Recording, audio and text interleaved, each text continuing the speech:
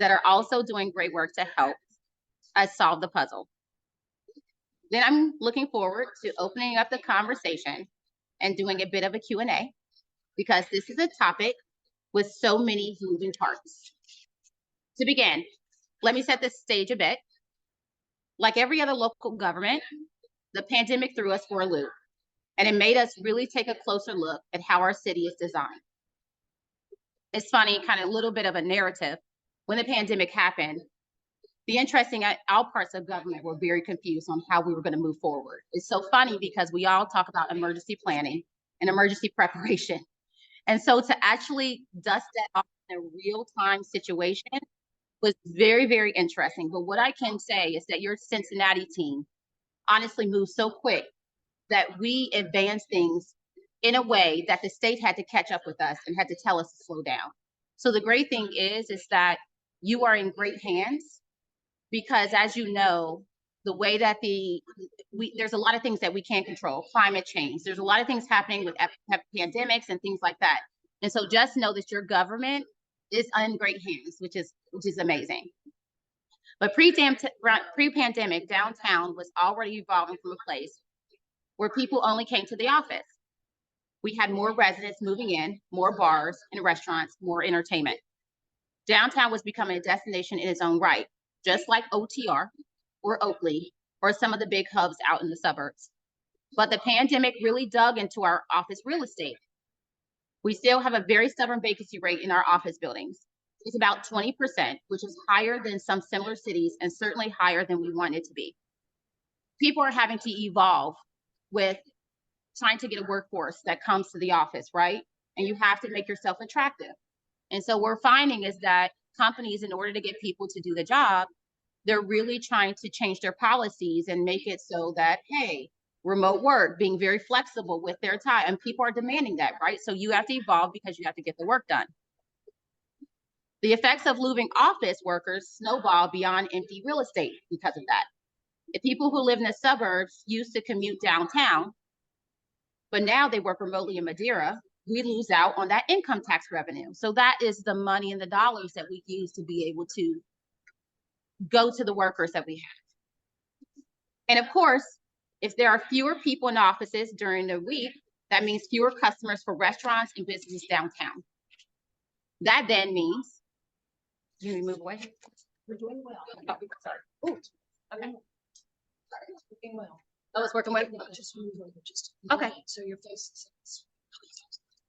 It's fine. It's fine. I've gotten used to it at this point. That's fine. Okay. We're good? I can turn the volume Oh. down. I'm good at it. I work in government, so we're used to being very flexible and going with the flow, so it's fine. All right. So bigger picture, we're also still, okay, so let me go back a little bit so I can make sure that so we were talking about the effects of losing workers snowball beyond empty real estate, okay? So that means fewer customers for restaurants and business downtown.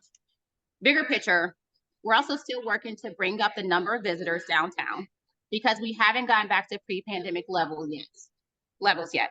So this isn't just a puzzle about what to do with offices, it's everything. Residential, small businesses, business development, transit, tourism, and so on.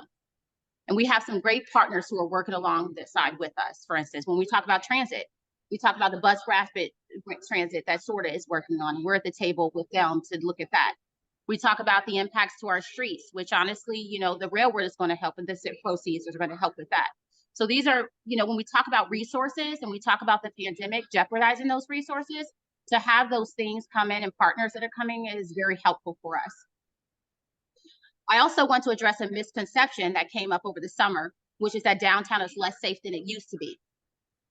Citywide, we've had some really difficult issues with crime these past few years, including an increase in teen gun violence and a spike in car thefts. But we know the data says downtown is overwhelmingly safe. Our violent crime numbers in the CBD dropped during the pandemic and have stayed there. So let's talk about where downtown is headed. Fortunately, there is a lot of good news to share, and there's a lot of energy around continuing to build strong partnerships. First, as far as offices go, I want to pat my administration on the back because I think we're really leading by example with our city of Cincinnati employees. Everyone who was furloughed during the pandemic is back. We're continuing to fill vacancies and hire more people. And our employees downtown are model citizens when it comes to patronizing the businesses and being cheerleaders for Cincinnati. Some of the efforts, for instance, to piggyback off of that is what I did recognize is although we have some model residents, all of them employees, all of them do not live in our city. So what we have done is we have included programming that makes it so that our employees are coming into the city and then taking a day to patronize our building. And that's when you hear our businesses, which that's why you hear Rock the Block, which is something to where we've been very intentional. And what we do with, like, for instance, Rock the Block is we pick a restaurant, a small business. We then also have a school that we usually go, or we do a service project. And I tell city employees that you're going to go out and you're not going to stay in City Hall, and you're going to go to lunch in this business. And sometimes there are 3 or 4 different businesses, because there have been times where we have basically inundated them so much that we have to call beforehand to make sure they have additional staff to make sure that they are prepared to serve us. And so it's one of those things where I understand that every employee cannot live in the city limits, but we have 6,000 employees. So what better way to help out support some of our smaller businesses than to prescribe them to go out and make sure that they see the city, not just on the regulatory side, but see the people that they're 9 times out of 10 have served in some way or capacity. And so what we're doing is not just about building the structures, but it's also creating a culture in City Hall that makes people want to get out into the community when they normally would just leave and go to their place of residence. So I'm excited to see other major employers taking steps to bring workers back to the office. And I would say that many of them have asked if they could partner with us with the Rock the Block, for instance, Fifth Third.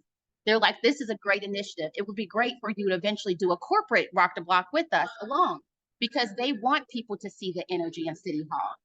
And so this contributions like these and this vibrancy are very important for our city core. Just this week, we are so happy to announce Kroger announced that employees will need to be physically back to work 3 to 4 days a week.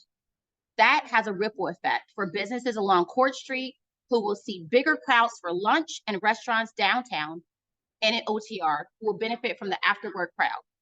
With the development of the most recent budget, we are very honest with ourselves about the challenges faced by the loss of income tax revenue when it comes to remote work. That's not something we're going to solve overnight. But one of my big themes is we got to break things down to build it back up. So alongside Mayor Aftab and Council, we work really hard to be data-driven and get creative with how we spend our dollars.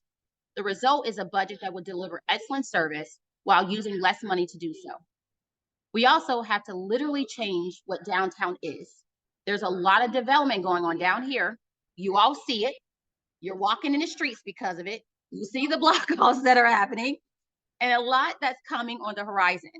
You hear about converting office into residential, and we've also had success with that, including the Mercantile Library building a few blocks away, Carew Tower, and the Macy's building are coming up next, and those will be huge. My administration has been working hard with our partners at the Duke Energy Convention Center and 3CDC to develop a completely new district in that part of town. The convention center has been talked about for 10 years. When I started City Hall, there was this whole working group talking about, that was 5 years ago. What are we going to do with the convention center? How are we going to do this? So when we talk about things like Brent Smith Bridge, Western Hills Viaduct, the convention center, these are all projects that everybody has talked about, but nobody has been able to get across the finish line. So I say in moments of kudos, that is when you need to say our city is working on your behalf, because there's talking and there's meeting, but that's when the foot hits the pavement to actually get things created. And that's exactly what we're doing. This includes, so now is the time to make investments like these. Not only are we losing conventions and other events to Indianapolis and Louisville, but we have to capitalize on the moment to bring visitors and tourists to Cincinnati and make an unforgettable experience. I want Cincinnati to leave a lasting impression when people visit our city, whether we're here for a convention or visiting families or friends. I want them to leave and wonder whether this is a place for them, whether they see a future in Cincinnati and realize all the wonderful benefits the city has to offer them. The funny thing is we always talk about in administration, as me as a manager, your revenues can't be a three-legged stool. And what that means, if one gets wiped out, then the whole thing tops over. So after Taylor Swift, we've noticed the benefits of what tourism, and not only that, but City Hall does a really good job of planning a party where everybody can be welcome. So when Taylor Swift came, admissions tax, that is a benefit to our city because of the ticket sales, right? Based off of that, we realized on the back end, we had to make significant revenue policy changes. So when you sell it through Ticketmaster, you get the ticket price, right? But with FC, with Taylor Swift, we noticed that there's a lot of third market buyers out there. So the tickets, when you get it from Ticketmaster, is one price, but when it switches hands, it definitely goes up, right? We didn't capture many of those revenues because our policies were so out, our administrative policies were so outdated. So what we've now done is we propose updating those policies to council so that now when the third parties come in, we can get those revenues. And that's important because that is now rounding out some of those things that we might be suffering from income tax. You have to find as many ways to diversify those things. And those are things that we're trying to create while also working with the CVB. In addition to, for instance, we had Red Bull that came out for Flu Talk. That was huge. But my call to Red Bull was, you are a great partner. How can we find a way to get some of your concerts? Because we are ready for you. Those are the things about being proactive that we're continuing to do to make people know that we really want you in our home. And honestly, everybody talked about how great we did with Taylor Swift. They said it was the best way, that was the best experience that they had had compared to all the cities. They went to New York. Many people were saying, do not come into the city if you do not have a ticket, because they didn't have ability to take care of the capacity. What did we do? The opposite. The banks was open. You had everybody downtown. We made it a huge block party. And those are the ways that will sell other people to come to our experience. And I am very happy to say that we will probably have more concerts like that in the future. But that then piggybacks off of, this is a good time to mention my enormous gratitude to the Cincinnati USA Regional Chamber, who have focused so much energy to solving this puzzle and who have been a great partner to the city administration. Their new Meet Me Downtown campaign is exactly what we need, a community effort to get people excited about downtown and bring that vibrant spirit. It's kind of piggybacking off of the Rock the Block in a way, right? So speaking of partners, I, of course, need to mention 3CDC, who have been instrumental in this work. Whether they're activating Fountain Square, keeping our downtown parks and plazas clean, or working to get new tenants in vacant buildings, we really couldn't do without them. And also one thing that 3CDC done is they are aware of our homeless population, and they have really rolled up their sleeves to get some of their resources to help with that, right? So they're working closely with the administration to figure out ways to get people in homes, get them in hotels, to find ways working with senior centers. And that has been significant as well. It's not going to happen overnight, but to realize people raising their hand and lead from the lens of compassion has been very helpful for us. And truly, there are too many people to count when it comes to our collaborations and partnerships. Hamilton County, the port, sports teams like the Bengals and Reds and Cyclones, everyone at the banks, the team behind Blink, and so many more. All of these groups have a role to play in creating sustained success for downtown. And more than that, they really are Cincinnati. Our culture, our warmth and friendliness, our vibe as a city, these are determined by the council and the city manager. These are created by everyone who chooses to live here and work here. So of course, that includes all of you as well. I want to hear from you what your ideas are for downtown and what concerns you have. My doors as a city manager is always open. If you can't get me, then you definitely get my assistants, because sometimes they're my proxy and they purposely bog me down with meetings. But my door, I am Cincinnatian too. I am born and raised. This is my hometown. And so I care about what the future looks like. So whether I'm working on these issues at City Hall or not, I want the absolute best for downtown Cincinnati, and I know you do too. So thank you. All right. Let's let AI Sheryl finish up.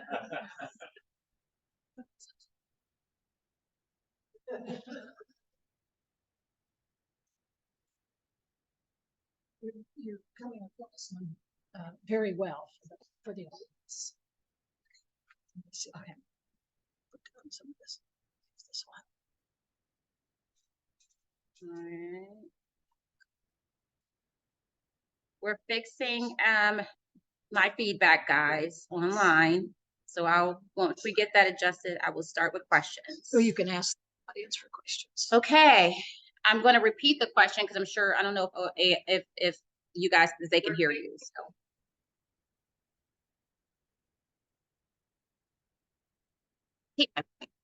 Very nasally.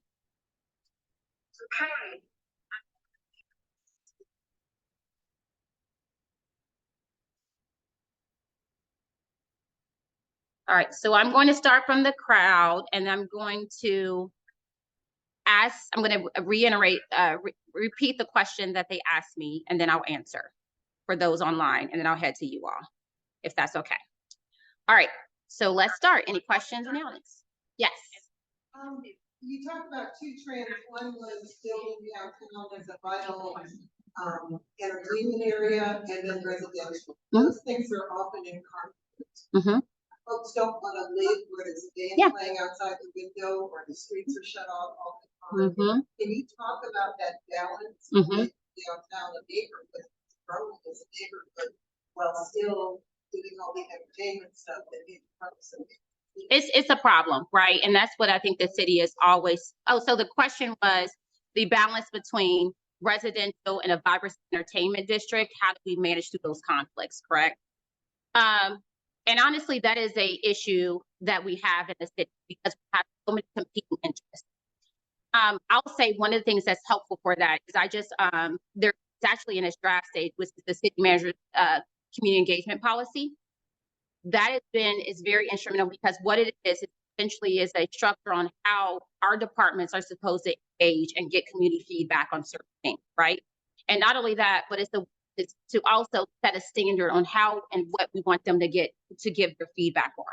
And so what I would say is the community engagement policy and the community engagement is an important way for us to at least get feedback, because sometimes the city can't lean on what you want us to do, but we can at least hear your voice and then find a way to translate that into some type of deliverable as a compromise, right? I would ask that's important for real estate companies to also understand. It's not even just what you're going to hear, but it's also the parking. Sometimes I feel that people aren't given the real honest of what they are actually going to be signing up for when they live downtown. It may seem good, but this is what happens. And a funny story about that is I had to move into the city when I worked here, right? When I started working here, and that was 4 or 5 years ago. There's 52 neighborhoods with 52 different personalities, 52 different benefits, right? And so for me, I knew, because I come from real estate prior to city management, that I needed a driveway, that I didn't want to hear a lot of noise, because believe it or not, I may be loud, but I only like my own noise. I don't like other people's noise, okay? Let's be clear. And also, one of the major things for me was, it was also important for me to be close to downtown, but not live immediately in downtown. And so that's why I chose Clifton as where I live, because guess what? I have a driveway. Y'all can't tell the park. I can't park on the street. I'm horrible. And so therefore, there is no way you want me parking on the street next to you. And so that's why we've been in really good partnership with the realtors as well. They've been really close with us. Because what I would say too, it's also important for them to let people know that, yes, this is a great opportunity for you, but these are the downsides of that. And Cincinnati has 52 neighborhoods that I am sure if you want more of a quiet space, or if you want a quiet opportunity, depending on your price point, then you can live here. So we're never going to be in line with everybody, but what we do is at least provide those avenues for people to have a voice, and we'll find a way to try to, hit the middle. There's the loud, and then there's the string both. And how do we find a way to make the middle? We're not going to be perfect, but we at least will provide an open feedback. So good question. We do have a question on there.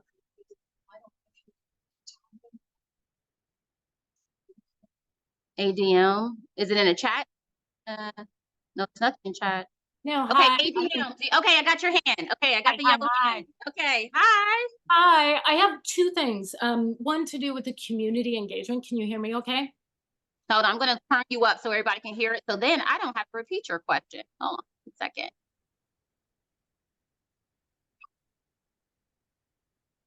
Thanks.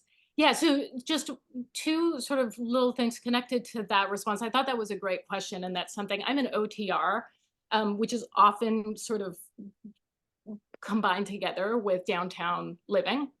Like the issues we're facing are all the same as like downtown, which is why I wanted to come here, because I consider the way that I interact with city council or the manager's office is that like OTR is now considered downtown or is now considered an entertainment district. So with the community engagement part, I've been going to a lot of these community engagement meetings and finding that the way they're held is really limiting for people in my neighborhood anyway to participate in. So they're all online. They happen at 4 p.m. when I have to pick up my son from school. So a lot of folks that are parents that have those conflicting needs of like parking, all that kind of stuff, they're not able to participate in the community engagement. So just keeping that in mind, that when those community engagements are held and how they're held really cut off a lot of the residents of OTR anyway.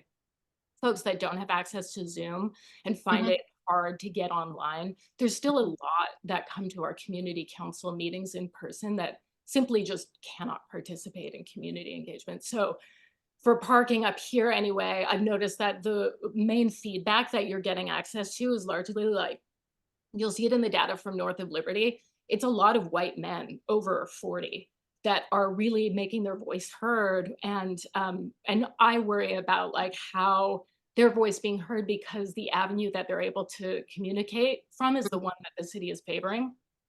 So just something to be aware of, and you can see that in the data, and that's a problem because it isolates, for me, my community of like mothers, single mothers, grandmothers, aunts, folks that are taking care of children. The other thing with like choosing what neighborhood you want to live in is also very complex because it's not that easy. You know, real estate, rentals, affording to live somewhere, being able to get the opportunity to rent something that's low income often is downtown. There's a lot of great housing that's opening up. I think that's great that the city has really been working on that, but the parking and the amenities that make it easy for folks to have kids and families is not considered. And this is particularly like a feminist issue where we're not considering how women are often the caretakers of children. We also need affordable housing. That housing is available. Those opportunities are available downtown in OTR now, but the parking is the thing that's imbalanced. And so I often hear from city officials like yourself, just choose somewhere else to live. If you don't, you know, if you need parking, go somewhere else. And it just feels like, yeah, but we're here. I can't just sell my house that easy and find something that's affordable in another neighborhood. The issue is parking. And so how do we look at that issue rather than sort of saying, if you didn't have a parking issue, we wouldn't have a problem? It just seems like we have this issue. Can we talk about it? Because there are a lot of solutions.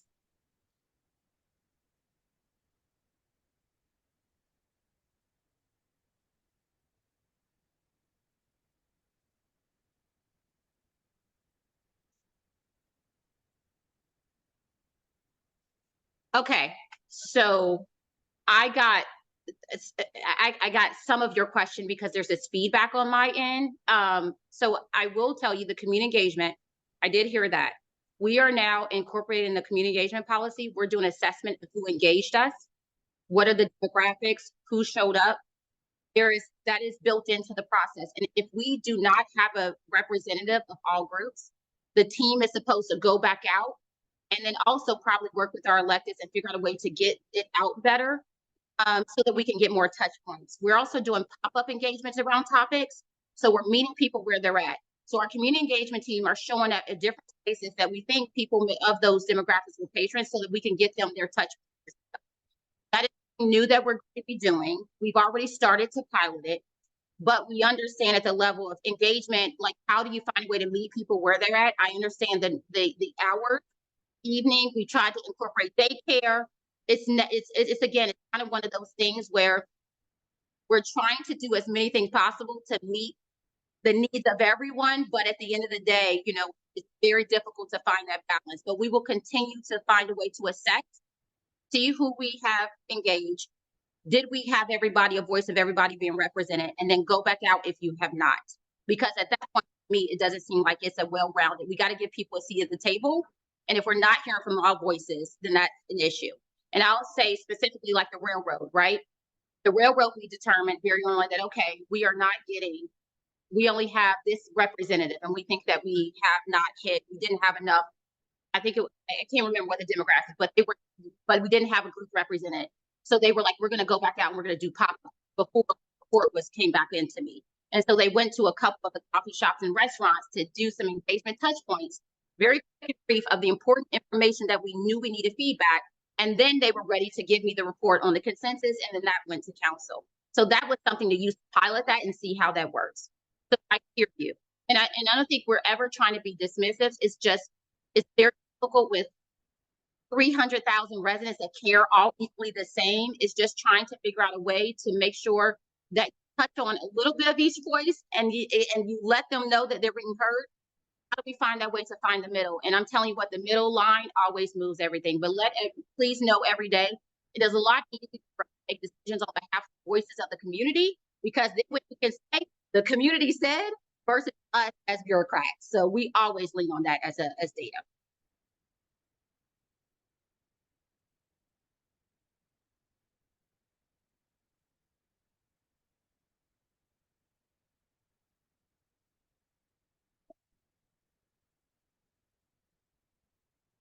Okay. I hope I answered all your questions, but I couldn't get all of them. I am so sorry. Okay, I got some live audience. Okay, I'm gonna go this way. So I live downtown, maybe I live down the street, and this is the speed level and the location of Oktoberfest. Mm-hmm. And it does for major events, there never seems this is very mundane, so there never seems to be police officers to be traffic. So traffic is always, especially like here's a call and soccer stadium. Traffic is a total disaster, and many cities are just directing traffic that. So just wondering if we. No, I think that's a good feedback loop. So when we schedule the time, is it appropriate for, how do we find a way? Oh yes. So the question was, after major events, the traffic basically at the police officers make it so that after the event, we can keep people out of downtown, right? And if they, I think that that's a good question. And I think that's a further that we can take back to the leadership team, because we're so busy and looking at the details during the event and filling those staffs that, you know, by the time it's over with, and depending on like Oktoberfest, how many personalities they deal with during it, you know, it's just back. Okay, let's clean it up. Let's clear it up. Make sure everybody is, you know, back to business, and then we leave. So I think that's important that we can bring back to our chief to say when we stagger those, to make sure that people get out of the urban core, get them out. Thank you for coming and visiting us, but it's time for you to go home, right? I think that's there. And Ben, can you note that so that we can get that to chief? I think that's great. And also Oktoberfest, yes, we were very frustrated with the change. And that's an example of how, you know, how do we find the middle? Because that was not our choice. And it happened to be that the Bengals had a game the same time as Oktoberfest. And they were very concerned with it being their normal. We actually thought about trying to put it at the Banks, which is not going to work. And then ended up landing on 5th Street. And that was agreeable, something that we were trying to be a good neighbor and figuring out a way to get to a yes. Make it happen, because we're so happy that people put those things on. But we agree with your frustration. It also didn't go the way we wanted to with the community engagement to the business community. So we have definitely done a kind of assessment of how that went. And I believe that it's not going to be this year. And then also, we also have done a reassessment whose responsibility is in engage, and making sure that that's done, and what does that look like too. So that's heard. Yes.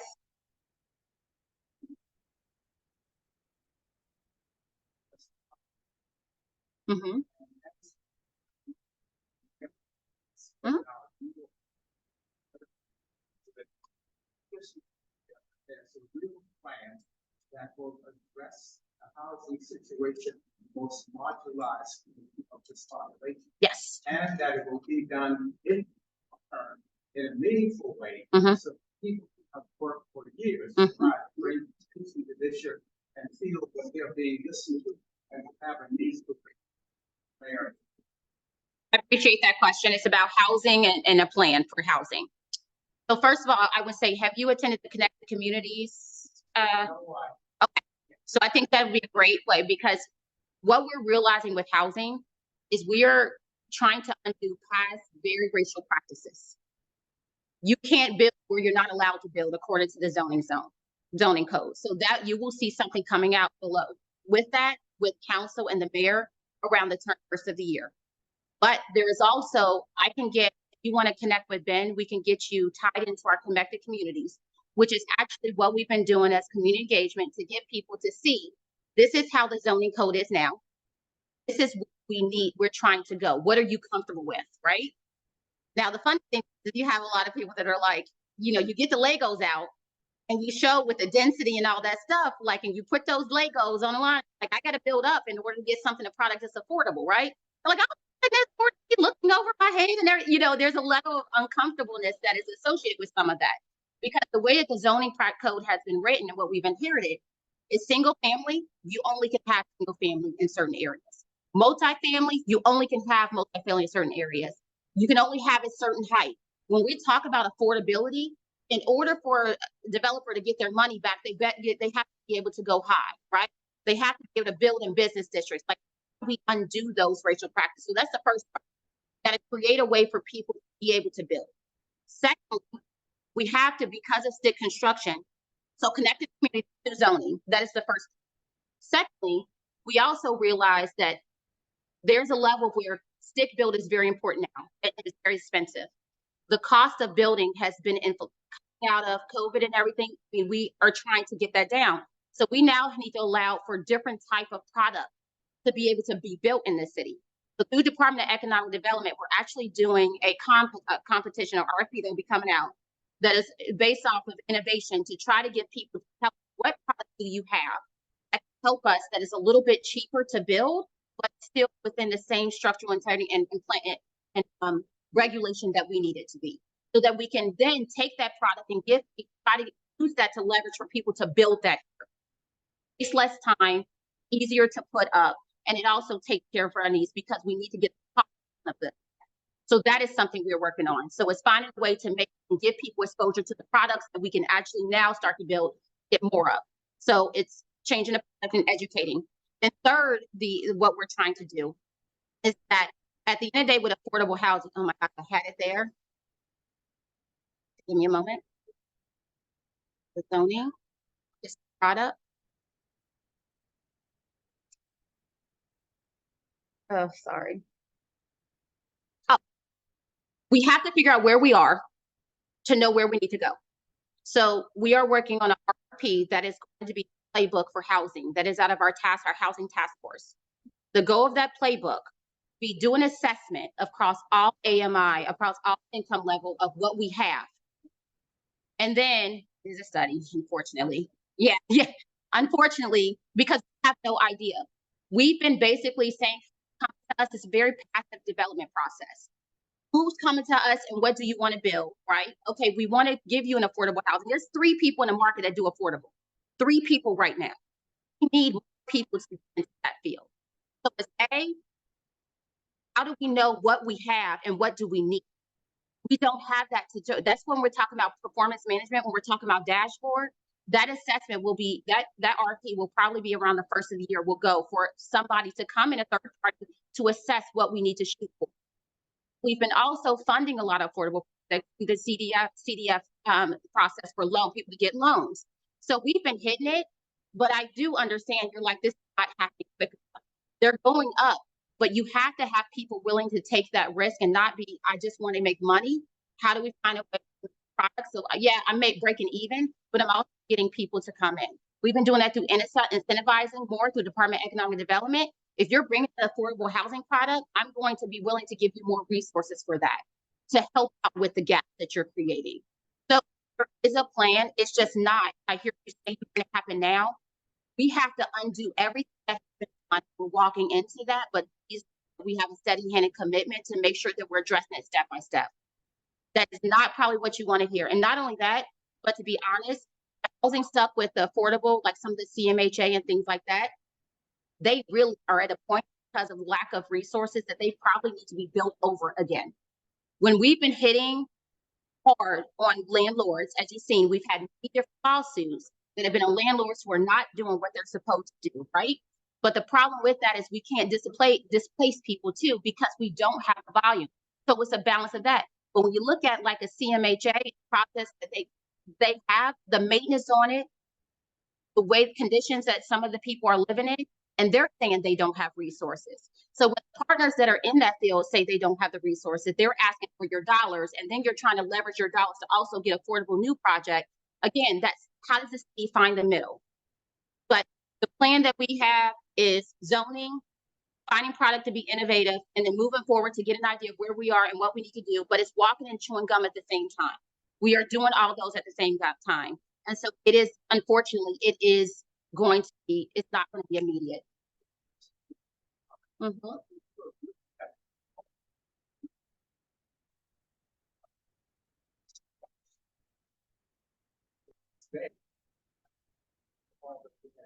Mm-hmm.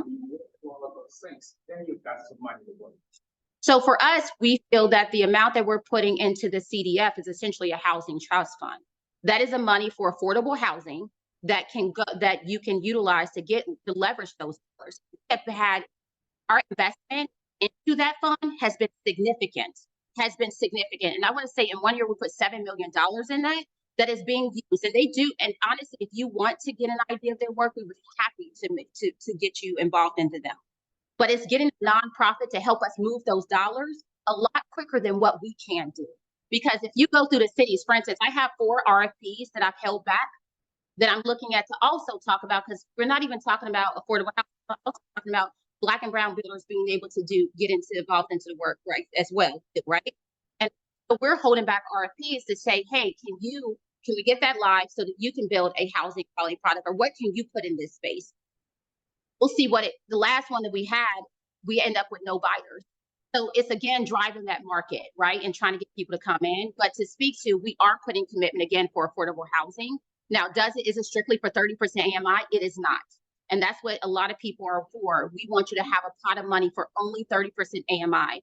But when we talk, I don't know if you just saw the news that the city used to work on economic development, right?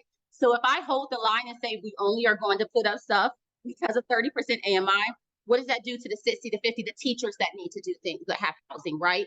The firefighters and the police officers and things like that. So we just have to find that.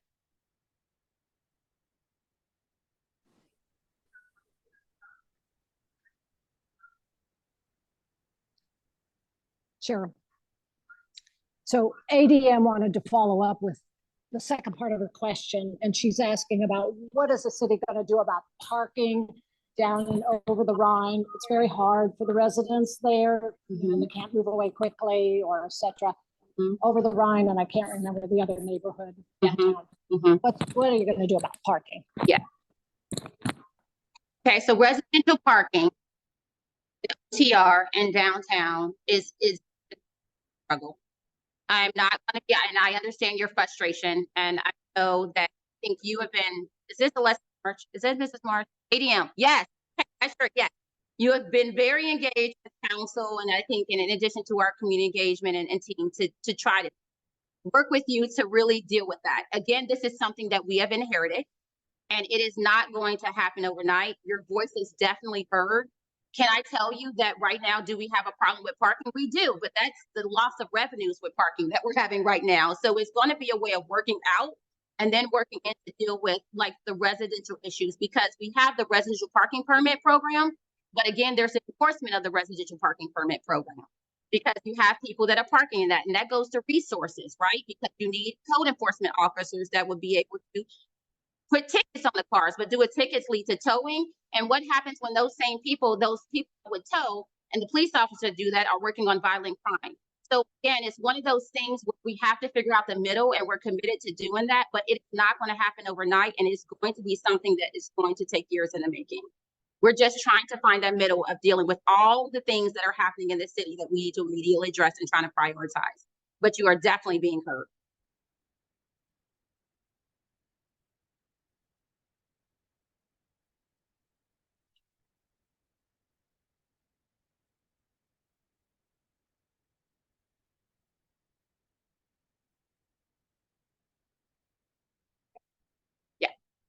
this is a long-term planning issue, but it seems like in recent times it's been over-reliance. And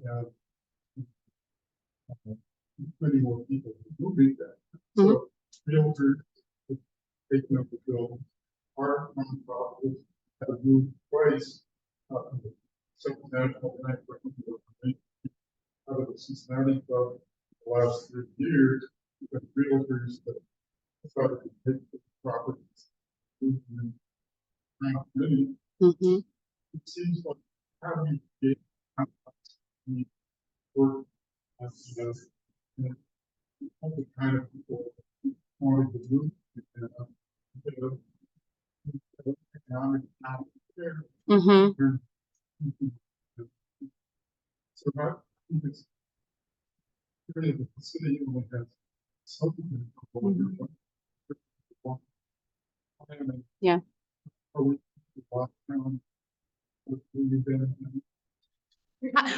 Yeah, so we are over relying on people living downtown. I mean, speaking to some of the concerns like with parking and things like that, I think that also goes back to realtors of how are you selling all of our 51 other neighborhoods that have different personalities, have all things to offer. My opinion, I think that, you know, living downtown is for, there really is benefit that you can get a little bit of downtown in other areas of Cincinnati as well. And I would encourage them to really make sure that people are being educated, really. I don't think we're relying over. The goal is that we just know that with the bar structure, the main street, all that stuff, we do know we don't have enough housing downtown.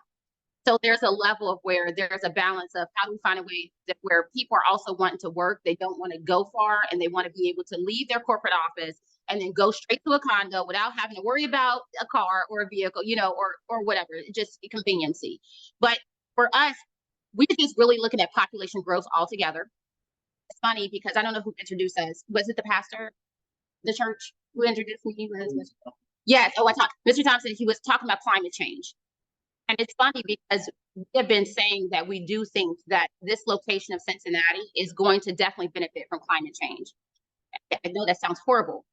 Because of the extremes that everybody is suffering from, there's a level where we know that people are going to be moving inward, right? And some people that are used to big cities, they want to go to a downtown because it has that same feel. That's what they know. And so how do we take care of the people that are here? And then also make sure, and then when prepare for the future. Another thing, water. Water is a huge resource that we have an abundance of that other cities across the country do not. It's funny, we just left Texas. They have one area, Plano, Texas, that everybody gets their water from. One area. That is insane. What happens to that? Electricity, same thing. You see that people are suffering from electricity. We have an abundance of electricity. We have no